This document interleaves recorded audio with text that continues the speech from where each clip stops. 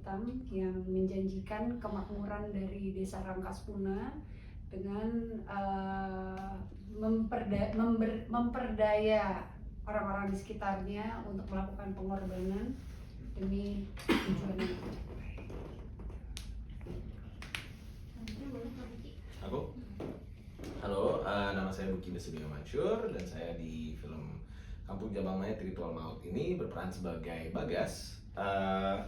Dan Bagas itu dia adalah seorang fotografer dan dia itu punya pacar yang bernama Weda.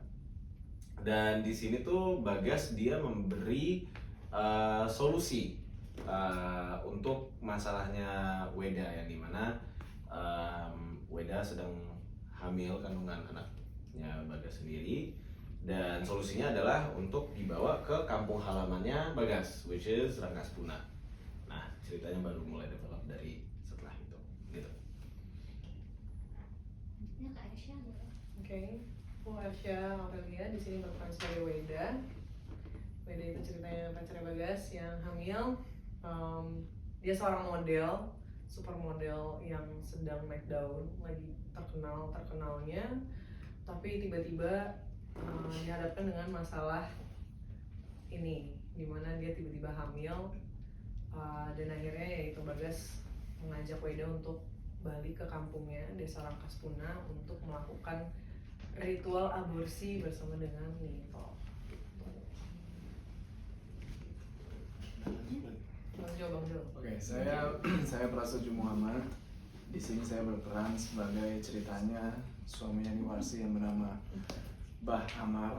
Nah, Bah Amar ini selain menjadi suami Niwarsi, dia adalah ayahnya dari seseorang yang bernama Budi.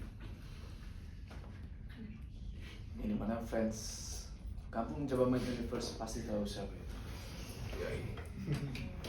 Bah Amar. Halo, aku Monica Raja Lele. Di sini aku berperan sebagai Niwarsi, yang mana Niwarsi itu adalah istri dari Bah Amar, dan waktu itu posisinya sudah punya satu anak yaitu Budi dan lagi mengandung anak yang kedua. Hah? Niwarsi? Oh, anaknya anak keduanya? Ya nggak tahu. Keluar anaknya. Mereka suami istri ya. Oke, berarti udah sama ya. Berarti sekarang kita buka sesi tanya jawab dengan Ibu. Silakan yang mau bertanya. Dari sana dulu tuh. Ya, dari sana dulu. Bukan tim, pelaksananya. Berasa ditunjuk menilai. Kalau perbedaan dari kan tadi udah ada banyak bentuknya ya, mulai thread, mulai di YouTube juga, tapi juga ada karakter yang ada di thread dan di film ini, itu ada perbedaan nggak visualisasinya atau seperti apa sih? Boleh ceritanya bedanya? Paling perbedaannya dari karakter kita Weda sama Bagas karakter baru gitu kan. Jadi ini prequel ya? Prequel. Perbedaan dari Kalau thread. visualisasinya ada nggak? Kalau itu kan ada di YouTube juga gitu ya. Itu ada visualisasinya dan ada perbedaannya nggak sama di film ini? Kalau yang kita udah lihat, menurut saya sama. Antara yang sudah dibawakan di YouTube, yang ditulis di thread, terus yang dibikin film itu sama.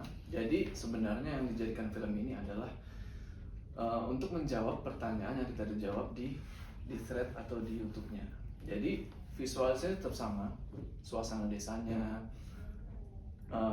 visual karakternya itu masih sama. Yang beda jadi prequel sebelum mulai ini semua di sini. Prequel. Jadi mungkin yang diceritakan di thread dan di YouTube itu yang udah zaman sekarang, ini kan ditarik ke belakang di tahun 1989. Oh, aku 1989 timeline-nya. Timeline-nya. Aku boleh nanya nggak?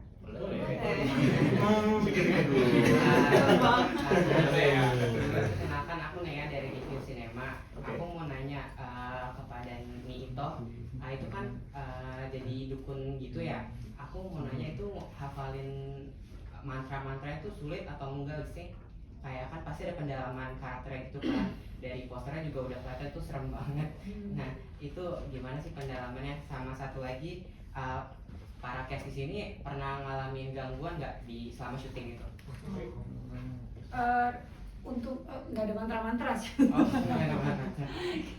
nggak ada spesifik mantra yang dibacakan harus dihafalkan gitu ya, nggak ada. Tapi lebih pada ritual tarian gitu ya, tarian yang kita ada workshop bersama Elsa juga sama Weda gitu ya, beberapa hari ya. Jadi lebih hafalannya, latihannya lebih kepada itu gitu. Kalau persiapan sebagai seorang dukunnya ya banyak ngobrol juga, karena itu kan dunia yang lumayan aku nggak begitu kenal ya. Jadi banyak cari tahu juga di internet, ngobrol-ngobrol juga sama penulis gitu ya, sutradara, dan terutama juga latar belakangnya itu kan pasti ada latar belakang yang menyebabkan Itoh ini akhirnya memilih untuk menjadi seorang dukun gitu. Nah itu walaupun tidak tergambarkan di film ini, tapi itu penting buat aku untuk memerankan karakter ini. Jadi banyak mengulik itu juga bersama penulis dan sutradara. Terima kasih. Paling yang konsep makan jadi bayi aja sih, agak enak, agak muntah dikit sekali ya. Asli kan ya? Itu benar. Makan beneran itu. Beneran itu Kak. Rahasia dong. Oh gitu. Rahasia dong. Tapi Kak Atika peran dukun ini jadi Kak Atika jadi mencari tahu nggak sih tentang ilmu hitam ini kan? Yang maksudnya untuk background gitu loh. Iya Background. dong. Oh. Ya, dan yang menarik ternyata ya aku kan nggak pernah cari tahu gitu ya, nggak ada minat juga nyari tahu. Iya. Jadi pas kemarin nonton di YouTube apa segala macam gitu, memang kan cerita ini mengambil banyak dari kehidupan klinik ilmu hitam yang ada di Indonesia ya, ritual-ritual dan lain-lainnya gitu, termasuk memakan janin bayi itu. Jadi ternyata mungkin tidak semua, banyak ya, salah satu persyaratan untuk mendalami ilmu hitam itu adalah memakan janin bayi gitu. Jadi ternyata aku nggak aneh-aneh banget. Baik. Langsung hap gitu ya. Hap. Aku be aja. Gitu sih. Ada lagi nggak ya? Nah, Jadi Saya mau nanya ke Mas Barkah. Di sini kan ada isu yang sensitif sekaligus krusial ya tentang aborsi. Gimana cara kalian untuk men-tackle isu ini dan akhirnya menyampaikan ke publik secara agar bisa diterima dengan baik gitu loh? Oke, mengenai isu aborsi sebenarnya kami ambil angle-nya memang lebih menuju kepada perjuangan wanita ya, perempuan ya terutama. Jadi memang kami pada tim penulis juga sempat melakukan banyak riset ke perempuan bahwa bagaimana cara perempuan-perempuan jika dihadapkan pada sebuah masalah besar, terutama ketika dia dilema bahwa gue mau aborsi apa enggak. Itu yang kami banyak uji, dan harapannya sih ketika menonton film ini judgementnya juga nggak terlalu bahwa lu tuh aborsi karena lu tuh aborsi itu dosa gitu kan. Nah itu sebenarnya yang kita selalu uji, bahkan ketika kita coba lempar ya ngelihat isu-isu ya, kan ada yang pro life, ada yang pro choice kan. Itu pun kita coba bedah lagi, bener nggak sih kita tuh film kita tuh mau pro life atau pro choice. Itu yang akhirnya pada satu titik di brainstorm kami bersama perempuan-perempuan juga, akhirnya kita memutuskan satu kesimpulan bahwa pilihan tuh harusnya tetap selalu berada di perempuan yang memperjuangkan apa yang dia inginkan gitu. Jadi bahkan ketika dia mau aborsi pun keputusan pada ujungnya tetap berada pada orang itu. Nah, bagaimana kita membungkusnya menjadi sebuah cerita yang menarik itu nanti mungkin teman-teman bisa ikuti, bahwa aborsinya jadi apa enggak, aborsinya berhasil atau enggak. Itu kan sebenarnya belum pernah kita buka sekalipun di sinopsis manapun. Jadi mungkin kalau teman-teman membaca akan menangkap apa yang sebenarnya kita mau coba bawa isunya di situ gitu. Kalau Ersya sendiri berperan sebagai seorang ibu hamil, seperti apa pengalaman dan risetnya sendiri? Ada beberapa kali itu sesi sama acting coach kita, itu memang disuruh riset bagaimana gejala-gejala kehamilan, terus berusaha untuk diterapkan juga ke tubuh sendiri, gimana rasanya pegel-pegelnya, terus juga nggak nyamannya seperti apa. Dan aku sih ngerasa selama syuting aku beneran ngebayangin ada sebuah kehidupan yang ada di dalam perutku gitu, dan berusaha untuk hati-hati juga gitu sama diri sendiri, kayak oh gue nih bawa badan tuh bukan cuma gue sendiri gitu, tapi ada something yang harus gue jaga gitu, meskipun tujuan Weda memang untuk menghilangkannya gitu, tapi mau nggak mau kehidupan itu memang sudah dikasih gitu ya sama Tuhan gitu. Jadi ada perasaan ringkih gitu loh, kayak ada sesuatu yang harus aku jaga gitu. Dan ya itu sih, itu yang berusaha aku incorporate di selama syuting film ini, dan ya yang akhirnya juga menemani perjuangan Weda gitu ya, dari sampai ke Desa Rangkaspuna sampai endingnya gitu. Jadi ya itu sih, itu pengalaman yang cukup menarik juga buat aku. Pakai bantal atau apa? Dan rasanya ribet atau seperti apa sih selama syuting dengan tambahan itu? Kebetulan masih hamil muda banget. Oh, okay. Berapa ya, paling masih baru tahu hamil kan? Tiga menuju 4. Tiga menuju pertama 4. ya? Jadi masih trimester pertama yang masih mual-mual segala macem. Itu sih. Jadi nggak ada bantal-bantalan, nggak ada yang gimana-gimana.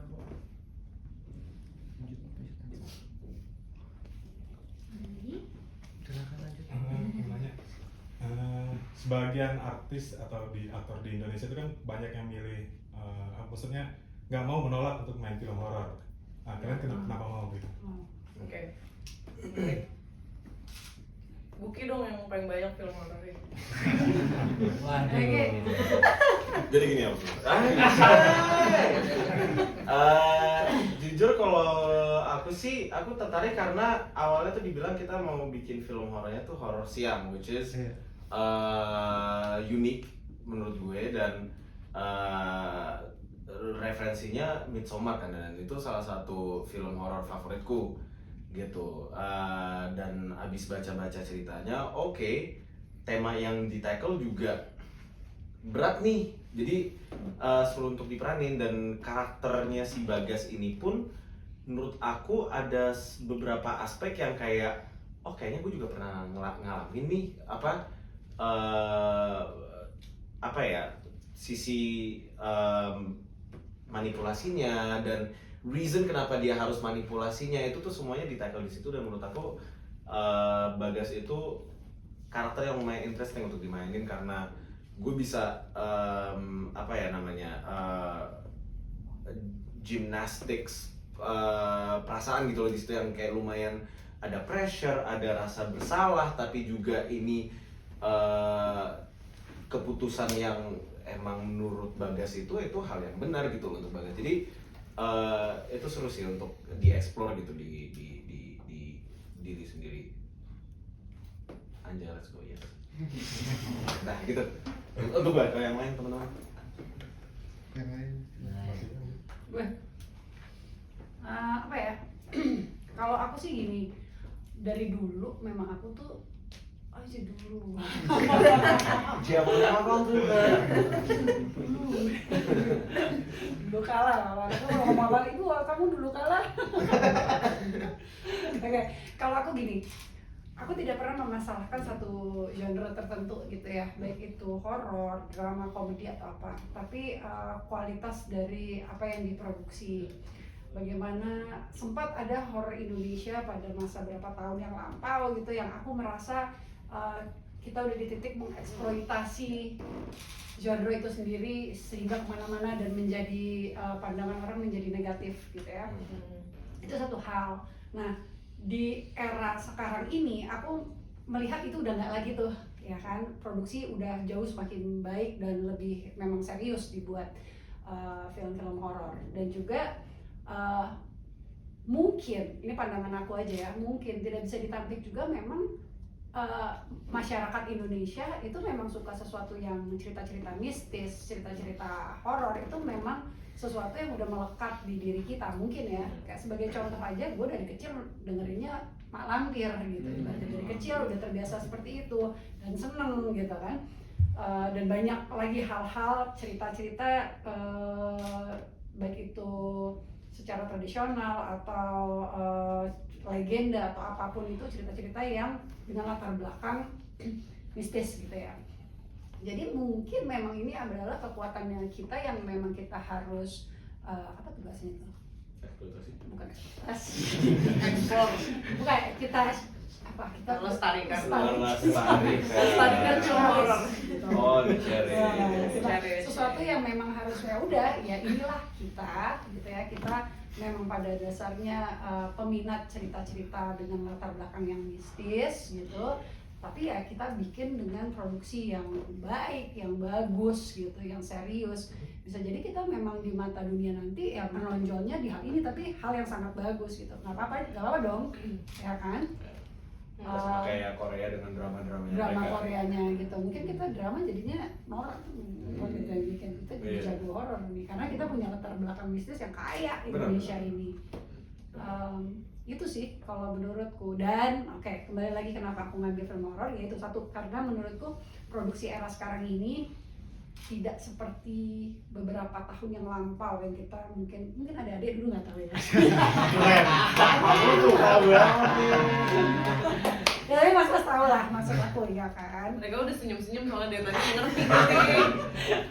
Ya jadi itu satu hal. Kedua ya spesifik untuk film ini aku mengenal filmmaker di baliknya, orang-orang yang serius gitu ya. Ceritanya juga bagus, ditambah juga waktu itu aku belum sempat denger podcast Mas Prasojo itu YouTube-nya atau baca thread-nya, tapi aku tahu kalau itu sesuatu yang bagus dengan penggemar yang banyak, jadi potensinya kuat. Ditambah dengan orang-orang di belakang layarnya, terus kemudian waktu aku dihubungin juga aku dikasih tahu siapa-siapa aja cast-nya. Kebetulan aku udah pernah menonton mereka sebelumnya dan biasanya dong loh. Gue cuma mau nyebutnya Elsa, cuman kesian banget. Sopan ya nggak ke kanan juga. Gitu lah. Jadi ada Mas Prasojo juga yang di dunia cerita perhororan di secara online gitu, perkontenan tuh udah populer juga. Jadi ya udah ikutan deh. Semoga hasilnya baik. Kalau aku setuju sih, mungkin kayak di Indonesia penggemarnya juga memang marketnya lebih besar yang menonton film horor, which is why memang lebih banyak film horor yang diproduksi ya. Cuman ya balik lagi, gimana caranya bikin film horor juga yang ada perbedaannya dibanding yang sudah banyak diproduksi gitu kan. Dan yang aku lihat dari awal baca sinopsis KJM, ada pelajaran yang bisa dipetik gitu dari ceritanya, dan nggak cuman maksudnya nggak cuma purely jump scare atau apa gitu, tapi memang ada pelajaran, maksudnya perjalanan hidup Weda juga yang, atau semua karakter di sini yang punya tujuannya masing-masing, dan akhirnya mereka mencapai tujuan itu gitu. Ya pastinya sih akan ada pro kontra ya, yang ada yang mungkin yang bilang horor melulu gini gitu, apalagi dengan kehadiran alhamdulillah kemarin Jumbo jadi nomor 1 favorit, wah gini dong, ada kan ada tuh komentar which is ya emang perlu juga yang lain-lain juga, tapi makanya diharapkan persaingan film horor yang banyak ini saling berlomba-lomba untuk bikin kualitas yang terbaik, semakin baik. Ya. Kalau pengalamannya syuting ini kan lebih ke horor siang kan tadi dibilang juga. sore pernah. Yes. Pagi pernah. Pengalaman syutingnya seperti apa dan apakah emang jamnya sehat, nggak jarang malamnya atau? Banget kan. Sehat banget. Sehat banget. Iya, soalnya kayak kita kelar syutingnya masih bisa hahihi di hotel kan, bisa makan-makan gitu. Kita biasanya tuh syuting jam 4 pagi lah ya. Yeah. Kita berangkat ke lokasi, terus selesai tuh maksimal banget jam 6 sore. Jam 6 sore. Palingan satu kali atau 2 kali gitu ya. Itu memang ada sih malam. Iya, dan itu pun pulangnya jam 9. Iya. Jam 9 malam gitu-gitu. Jadi sangat sehat dan gimana ya, aku sih suka jujur. soalnya jadi nggak merusak jam tidur satu. Cantik banget. I really sleep kan. Dan apa ya, jadi Sehat lah. iya jadi Dan ya ada sehat waktu gitu, ada buat bonding juga. Iya. Jadi setelah selesai syuting jam 6 tuh kita sering banget yang dinner bareng Iya. sama Mas Wisnu sama Okas gitu. Jadi ya lebih ada waktu lah ya buat kita. Acting juga lebih maksimal jadinya. Benar, dengan jam tidur yang karena kan yang tidurnya cukup, istirahat cukup kan. iya benar. Dan apa ya, maksudnya yang bikin kaget itu adalah meskipun syutingnya siang, nggak tahu, aku ngerasanya tegangnya tuh masih dapat gitu pas syutingnya juga. Dan nggak tahu nanti editingnya kayak gimana ya, maksudnya hasil akhirnya kayak gimana, tapi pas syutingnya pun masih dapat gitu. So ya mungkin karena kita semua kayak tune in banget jadi iya, locked in. berasa ikut tegangnya. Iya. Tapi habis itu kita lepasin lah setelah Yes. syuting. Mulu ya. Jangan tegang